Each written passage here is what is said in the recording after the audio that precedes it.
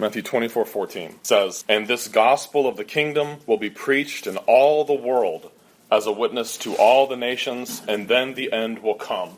Now, if you look at that all by itself, as so many do, you might think, well, the gospel needs to be preached to every language group on the entire earth, so this can't be fulfilled yet in AD 70. But if you compare that with some other passages, Colossians 1:23, Paul told the church in Colossae, "The gospel which you heard, which was preached to every creature under heaven." He speaks of it as something that already happened. Romans 16:25 and 26, Paul says, "According to my gospel and by the prophetic scriptures has been made known to all nations." It's already happened. If you compare Scripture with Scripture, you can see that this was fulfilled by the time AD 70 came. Because all of Paul's letters, the letter to the church at Colossae, the letter to the church at Rome, was written prior to AD 70. For look at Matthew 24:21. Here's another verse that for me was very difficult to understand. How could this have been fulfilled? "For then there will be great tribulation, such as has not been since the beginning of the world until this time, no, nor ever shall be." I got into a Facebook discussion with a dispensationalist person. They quoted this verse. Having studied this issue some more,